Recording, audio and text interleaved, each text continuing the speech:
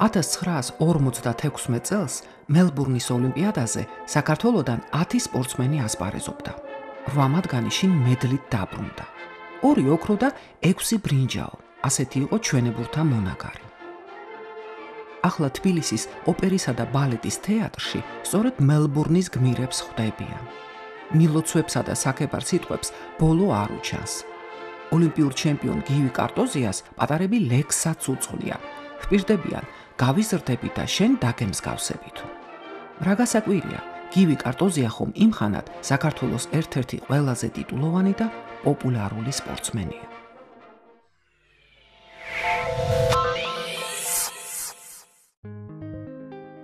ფრაგმენტები გივი კარტოზიას მოგონებებიდან. 1945 წლის შემოდგომაზე პირველად შევდგი ფეხი მოჭიდავეთა დარბაზში.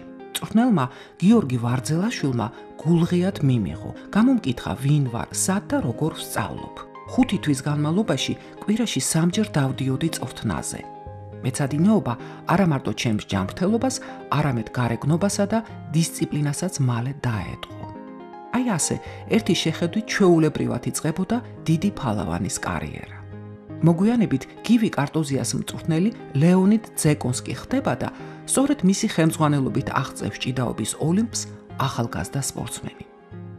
საკავშირო ჩემპიონატზე პირველი ჯილდო ბრინჯაო კარტოზიამ 1950 წელს დაისაკუთრა.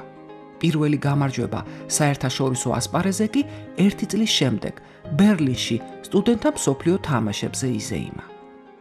1952 წელს თბილისელი ფალავანი უკვე საბჭოთა კავშირის ჩემპიონი გახდა და კლასიკურ ჭიდაობაში საშუალო წონაში საკავშირო ნაკრების ლიდერობაც იტვირთა.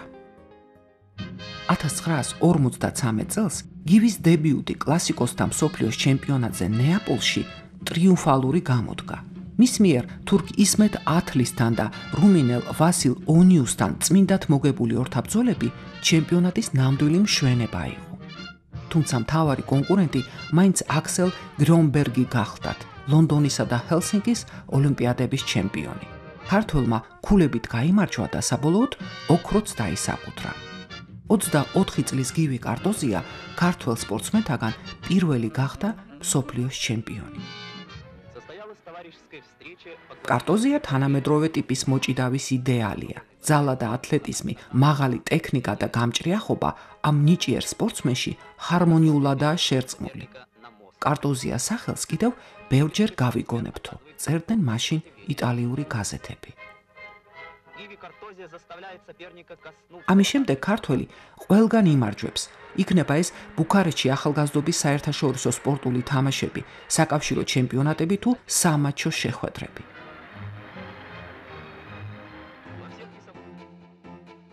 (1954) წელს კლასიკურ ჭიდაობაში მსოფლიოს ჩემპიონი თავისუფალ ჭიდაობაში მსოფლიო ჩემპიონატზეც აჭიდავეს. ტოკიოში გივი კარტოზიამ ერთადერთი შეხვედრა წააგო, მე-4 ადგილს დასჯერდა და მას შემდეგ კლასიკური ჭიდაობისათვის არასოდეს უღალატია. 1955 წელს კლასიკოსებმა კარტოზია საკავშირო ნაკრების კაპიტნად აირჩიეს და მანაც მსოფლიოს ჩემპიონატზე ისე იასპარეზა, როგორც ლიდერს შეშვენის. ნეაპოლის ჩემპიონთაგან გივი ერთადერთი იყო, ვინც კარლსრუეში შეინარჩუნა თავისი ტიტული. ეგრეთ წოდებული შავი ხის დარბაზში გივი კარტოზიას ჭიდაობა კი სპორტის ისტორიაში ლეგენდასავით დარჩა. შეჯიბრების ბოლო დღეს ქართველს 5-ჯერ უხმეს ხალიჩაზე. თან დილით გერმანელ მოჭიდავესთან პაექრობისას კარტოზიამ ხელი იტკინა და საღამოს ორთაბრძოლები ტრამვირებულმა ჩაატარა. 2 საათის განმავლობაში ჩვენებურმა 4 შეხვედრა გამართა, არადა იმხანად მოჭიდავეთა შერკინებები 15 წუთს გრძელდებოდა. ასეთი თავგადასავლების შემდეგ გივი კარტოზია მსოფლიოს ორგზის ჩემპიონი გახდა. 1956 წელს მელბურნის ოლიმპიადამდე ქართველმა ჩემპიონმა სტამბოლში მსოფლიო თასის გათამაშებაზე იჭიდავა. ყველა მეტოქეს იოლად გაუსწორდა, მთავარი ბრძოლა კი თავისუფალ და კლასიკურ ჭიდაობაში ერთნაირად გაწაფულ ისმეთ ათლისთან ჰქონდა. ჩვენებურმა ხალიჩას გააკრა მასპინძლების ფალავანი და მეთხად ფაშა სტადიონზე 10,000 თურქს ტაშიც დააკვრევინა. იმ პაექრობას ისმეთ ათლისთან რომელმაც მას მსოფლიოს თასი არ გუნა, ქართველი ფალავანი თავის კარიერაში ყველაზე დიდ შეხვედრას უწოდებდა. ასეთი ტრიუმფის შემდეგ ქომაგებისათვის მოულოდნელი გამოდგა საბჭოთა კავშირის ხალხთა პირველ სპარტაკიადაზე კარტოზიას მიერ მოპოვებული ვერცხლი. მაგრამ კლასიკოსთან ნაკრებში საშუალო წონაში თბილისელს ღირსეული კონკურენტი არ ჰყავდა და ისიც სხვა ქართველ ათლეტებთან ერთად მონდომებით ემზადებოდა მელბურნის ოლიმპიადისათვის, სადაც მხოლოდ ჩემპიონობისათვის აპირებდა ბრძოლას.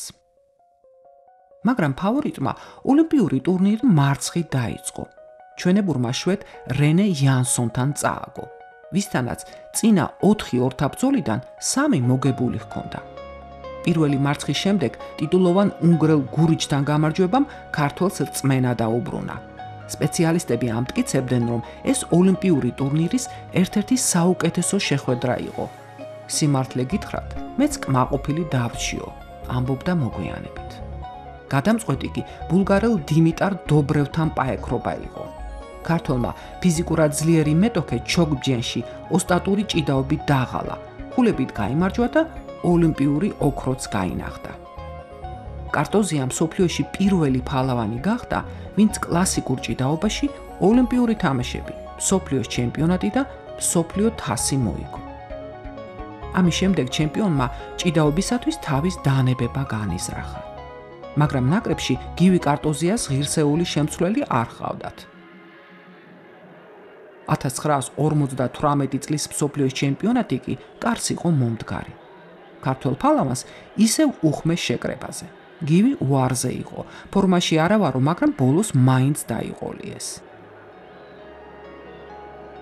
კარტოზიაც ბუდაპეშტში ჩავიდა და მესამედ გახდა მსოფლიოს ჩემპიონი. მსოფლიოს სამგზის ჩემპიონმა კვლავ დაანება თავი ვარჯის. ხალიჩისაკენ არც კი იხედებოდა, მაგრამ ისევ დაუკავშირდნენ საკავშირო სპორტ კომიტეტიდან და შემოუთვალეს ოლიმპიადისათვის მოემზადეო.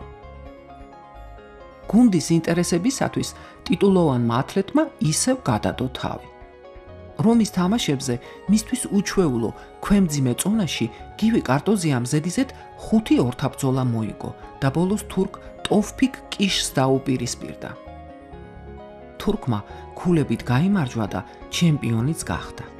ჩვენებური კი მესამე ადგილს დაყალბდა. ოლიმპიური ბრინჯაო ბევრი ათლეტისათვის საოცნებო იქნებოდა, მაგრამ გივი კარტოზია რომში მოპოვებული ჯილდოთი აღტაცებული ნამდვილად არ დარჩენილა. 31 წლის ათლეტმა მარადიულ ქალაქში გამოსვლით თავის ბრწყინვალე კარიერას წერტილი დაუსვა. გივი კარტოზია ლიდერი იყო სპორტშიც და ცხოვრებაშიც, სამართლიანი, პრინციპული, ყველას გვერდში მდგომი, ამიტომაც გახლდათ ქართველ მოჭიდავეთა საძმოს აღიარებული თავკაცი. ოლიმპიური ჩემპიონი, მსოფლიოს სამგზის ჩემპიონი, მსოფლიო თასის მფლობელი, საბჭოთა კავშირის 4 გზის ჩემპიონი, რომის ოლიმპიადის ბრინჯაოს პრიზიორი გივი კარტოზია რეფერენდუმის შედეგად მე-20 საუკუნის საქართველოს საუკეთესო სპორტსმენ მამაკაცთა შორის ვერცხლის პრიზის მფლობელი გახდა. სამწუხაროდ, ლეგენდარულ ათლეტს პრიზი პირადად არ მიუღია. ის 1998 წელს გარდაიცვალა. გივი კარტოზია 1956 წლის მელბურნის ოლიმპიადის ჩემპიონი.